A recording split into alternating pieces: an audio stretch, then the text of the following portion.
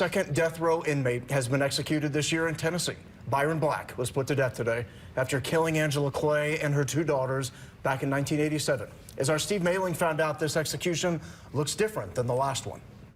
Today, the state of Tennessee carried out their second execution by lethal injection this year. Only this time, witnesses say Byron Black showed audible signs of distress throughout the process before being pronounced dead at 10:43 this morning.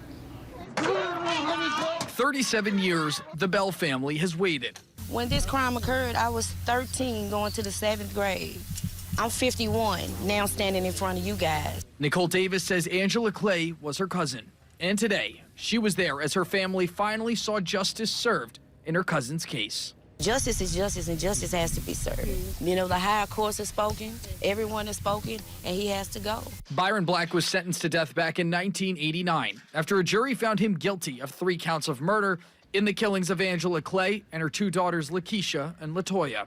But not everyone sees justice the same way. If this doesn't meet the threshold of cruel and unusual punishment, I don't know what does.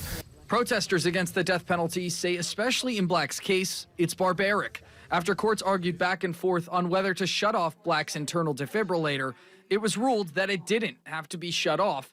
And during the execution process, witnesses say Black breathed heavy, even saying at one point, "I can't do this," and it hurts so bad. I interpret that my client was tortured today. The fact that he was able to raise his head several times and express pain tells you that the pentobarbital was not acting the way the state's experts claim it acts. Black's attorney, Kelly Henry, says the execution of Black was an unchecked abuse of government power.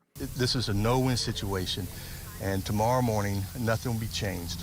But for the Bell family, it puts to rest a decades-long pursuit. Peace, that's the word of the day. And redemption is the word of the day. The next state execution is scheduled for December. For WSMV4, I'm Steve Mailing.